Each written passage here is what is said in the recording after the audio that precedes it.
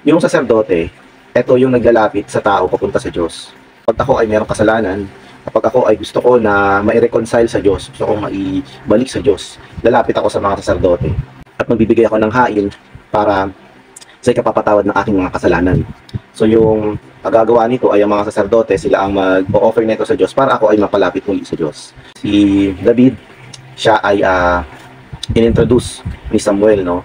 At makikita natin, no, na yung pag-introduce ni Samuel kay David, ito din yung pag-introduce ni Juan Bautista kay Jesus. Ayan. So, sino ba si Juan? Sa Lucas chapter 1 verse 5, no, siya ay anak ng saserdote ni Zacarias, no? At binanggit din dito sa Elizabeth na kanyang ina na anak ni Aaron, no? Si Aaron ay galing sa lipi ng mga Levites.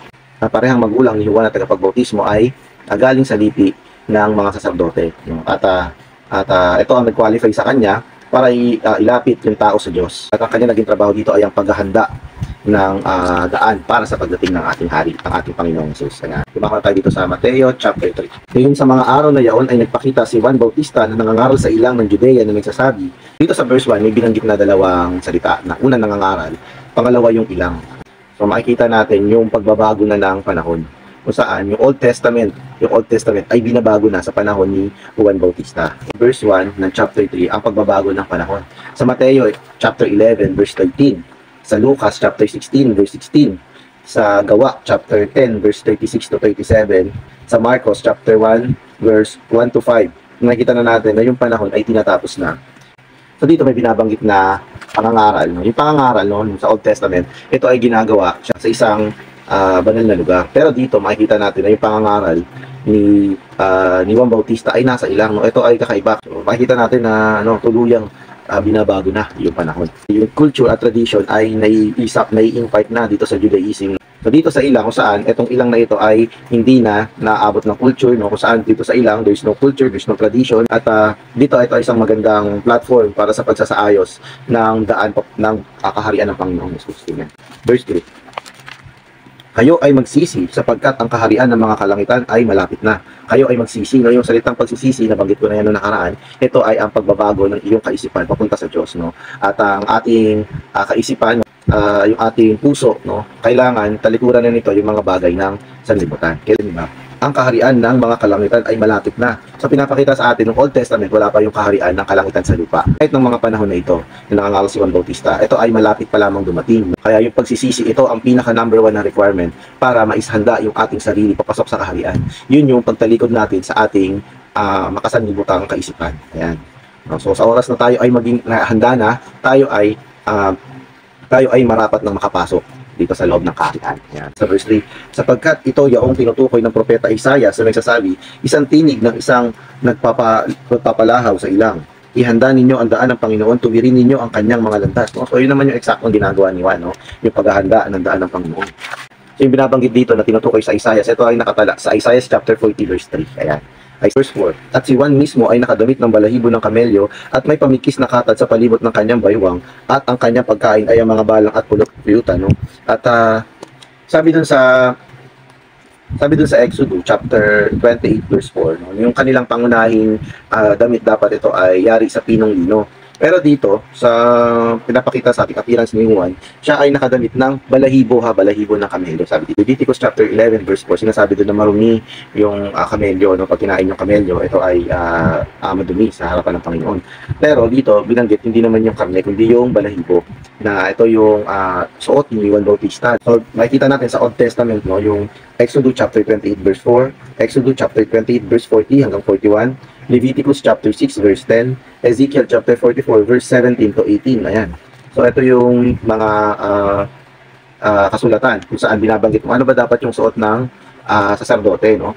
Pero dito nga nakita natin na iba yung suot ni Juan Bautista. Pagkadating naman sa pagkain, ano ba yung kinakain ni Juan Bautista? Sabi dito. Sabi niya, yung kanyang pagkain ay mga balang at pulot-puklutan, no? So, tignan natin kung ano sinasabi sa Old Testament na kinakain dapat ng mga saserdote. Sabi doon, dapat yung magkain nila ay binubuo ng pangunahing pinong arena at karne na ng mga hain na hinahandog sa Diyos o ng kanyang bayan. So, sabi doon sa Leviticus chapter 2 verse 1 to 3, sa Leviticus chapter 6 verse 16 hanggang 18, sa Leviticus chapter 7 verse 31 hanggang 34. Sabi doon, dapat yung pagkain ay binubuo ng pangunahing pinong harina at karne ng mga hain na inihandog sa Diyos ng kanyang bayan. So, yun. At talagang nakakagulat itong naging itsura at kinakain ni Juan Bautista at yung kanyang lokasyon lang sa ilang siya, no? Ito ay isang pagpapakita na nabago na ang panahon, na tuluyan ng tinatalikuran, totally na-abolish na yung bagay ng Old Testament at papasok na yung bagong panahon. Ayan, so yun yung Panginoon. So verse 5, noon ay tinungo siya ng Jerusalem at ng buong Judea at ng lahat ng magkabilang panig ng Jordan. So yung ministeryo ni Juan ay naka-attract ng napakaraming tao, di ba? Tinungo siya ng Jerusalem at ng buong Judea, sabi ko, at lahat ng magkabilang panig ng Jordan. So sabi sa verse 6, at sila ay binautismohan niya sa ilog Jordan na nagpapahayag ng kanilang mga kasalanan.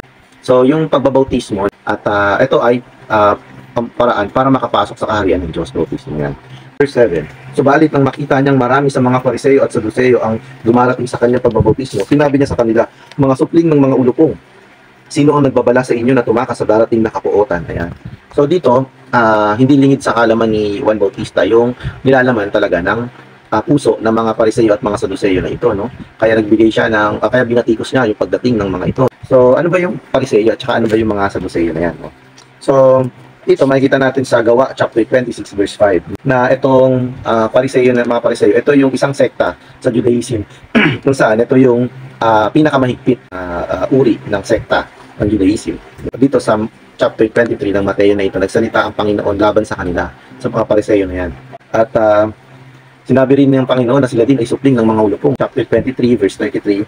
Itong mga Saduceo naman, ito naman ay ibang sekta. Iba itong sekta ng mga Saduceo na ito. Gawa chapter 5 verse 17, pinapakita na ito ay iba pang klase ng sekta. Itong sekta ng mga Saduceo na ito, hindi sila naniniwala sa pagkabuhay na muli, hindi sila naniniwala sa anghel, hindi sila naniniwala sa espiritu, sa mga espiritu. So, ito ay makikita natin sa chapter 22 verse 23, sa Gawa chapter 23 verse 8. Ayan. Nilalaan ng Panginoon at ang mga disipulo dito sa Matthew chapter 16 verse 6 at Matthew chapter 16 verse 12, no, na sila ay mag-ingat sa turo ng mga Pariseo at mga Saduceo. Kayo nga ay magbunga ng bungang karapat-dapat sa pagsisisi. Verse 9, at huwag kayong magmarapat na sabihin sa inyong sarili, taglay namin si Abraham bilang aming ama, sapagkat sinasabi ko sa inyo na kaya ng Diyos na mula sa mga batong ito na makapagpabangon ng mga anak kay Abraham. Ayan.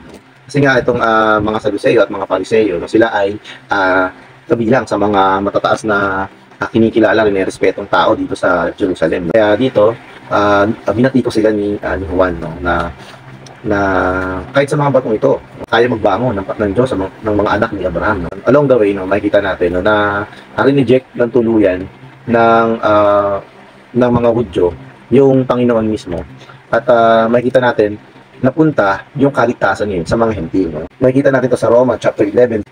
Roma chapter 11 verse 19 hanggang 20. Makikita din natin ito sa Galatia chapter 3 verse 7 at Galatia chapter 13 verse 28 hanggang 29. Ito natin makikita, no, na yung hindi pwedeng magmalaki yung mga Hudyo na sila ay mga anak ni Abraham, no? Dahil ang panahon ay nabago na. Ang kapanahunan ay nabago na. At sadly, tumalikod sila at ito naman ay magandang balita sa atin at ito ay natanggap ng mga Hentil. Verse 10 hanggang 12. At nakalagay na ang palakol sa ugat ng mga punong kahoy, kaya't bawat punong kahoy na hindi namumunga ng mabuting bunga ay pinuputol at inihahagi sa apoy. 11. Tunay nga na binautismuhan ko kayo sa tubig sa ikapagsisisi, subalit siya na darating kasunod ko ay lalong makapangyarihan kaysa sa akin, kung kaninong mga panyapak ay hindi ako karapat dapat magdala. Siya ang magbabautismo sa inyo sa espiritu at apoy.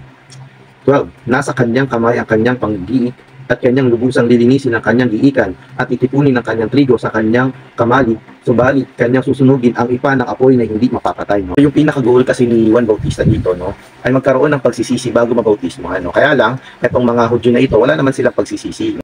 No? Hindi sila karapat-dapat na mabautismohan. No? So dito, sa mula 10 hanggang 12, may binanggit na apoy.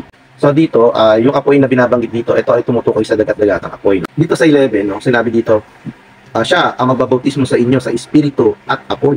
Sabi naman iba, ito ay sa gawa. Pero I stand corrected din naman kung ano yung gusto niyo sabihin, lagay niyo lang sa comment section. Ano. Sa akin, no, ito ay tumutukoy din sa dagat-dagatang apoy. Yung dito babanggitin sa atin yung tungkol sa trigo at saka sa ipa. Yung trigo, ito yung titipunin ng Diyos, no. Ito ang aakyat ng may masidihing kagalahan. At yung ipa naman, ito naman yung itatapon sa apoy para sunugin. Kaya pinapakita sa atin na yung apoy na binabanggit dito, ito ay nasa negatibong aspeto. Dalawa lang naman ang titignan natin dyan. May buhay ka ng Diyos o wala kang buhay ng Diyos. No? Kapag may buhay ka ng Diyos, ikaw ay trigo. Kapag ikaw naman ay walang buhay ng Diyos, walang duda na ikaw ay ipa. At ang pupuntahan mo lang ay ang apoy. Dito, sabi dito siya na magbabautismo sa inyo sa Espiritu Santo at apoy. Kasi yung pagbabautismo sa apoy na binabanggit dito, ito ay ang dagat-dagatang apoy. So yun, lagay nyo sa comment section kung ano ba yung inyong pagkakita. No? May magkaroon ng pag-comment dito at ma-appreciate ko yun mga kapatid kung magko-comment kayo dyan. Tungkol dito sa verse 11 nito.